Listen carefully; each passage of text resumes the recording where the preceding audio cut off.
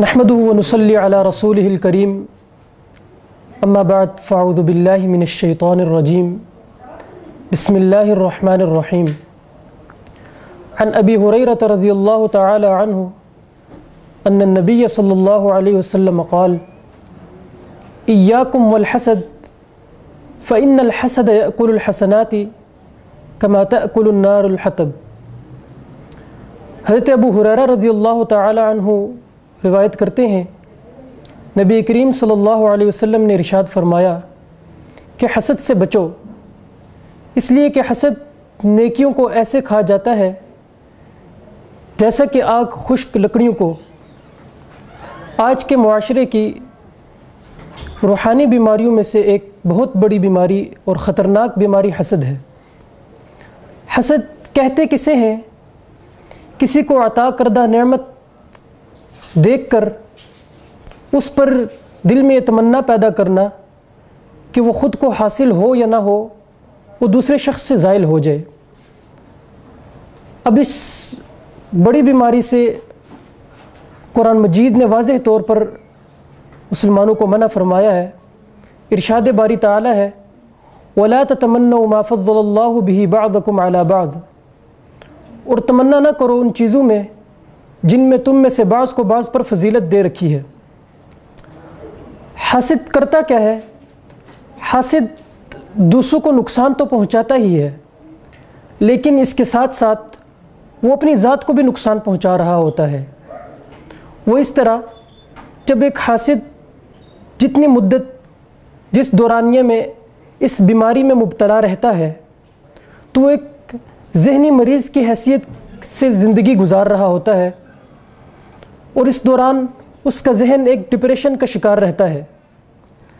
یہ بیماری زمین اور آسمان دونوں میں ہوئی۔ آسمان میں سب سے پہلے ابلیس نے حضرت آدم علیہ السلام سے حسد کیا، اور زمین میں سب سے پہلے قابیل نے حابیل سے حسد کیا۔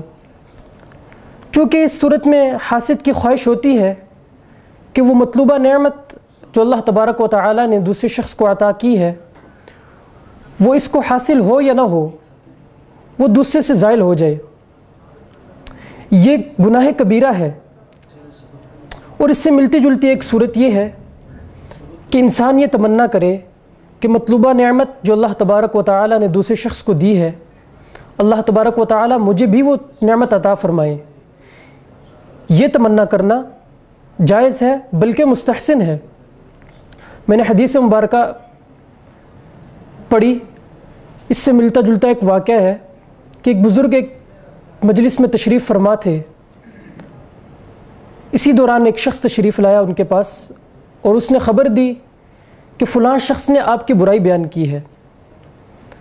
انہوں نے جب مجلس ختم ہوئی تو وہ مجلس سے تشریف لے گئے گھر، اور کچھ تحفے تحائف لیے اور اس شخص کی خدمت میں پیش کیے۔ لوگوں نے تعجب کا اظہار کیا کہ حضرت اس نے آپ کی برائی بیان کی ہے اور آپ اس کی خدمت میں تحفے اور تحائف پیش کر رہے ہیں۔ انہوں نے فرمایا کہ میں یہ کام کیوں نہ کروں، میں اس کی خدمت میں تحفے اور تحائف پیش کیوں نہ کروں، اس نے تو میری نیکیوں میں اضافہ کیا ہے، میں چاہتا ہوں اس کا بدلہ دنیا ہی میں اس کو دے دوں۔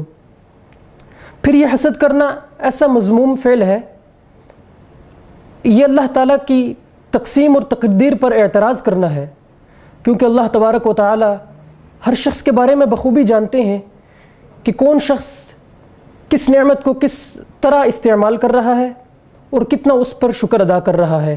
عین ممکن ہے کہ اللہ تبارک و تعالی وہ نعمت اس حاسد کو دیں اور یہ اس پر شکر ادا نہ کرے، اس کی ناشکری کرے، اور وہی نعمت اس کے لیے رحمت کی بجائے زحمت بن جائے۔ اب یہ بیماری پیدا کب ہوتی ہے؟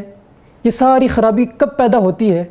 یہ اس وقت پیدا ہوتی ہے جب انسان اللہ تبارک و تعالی کی وہ نعمتیں جو اللہ تبارک و تعالی نے اس کو عطا کر رکھی ہیں، ان کو دیکھنے کے بجائے دوسروں کی نعمتوں کو دیکھتا ہے، اور ان نعمتوں پر غور و فکر کے بجائے ان نعمتوں پر غور و فکر کرتا ہے جو اللہ تبارک و تعالی نے اور لوگوں کو دے رکھی ہیں۔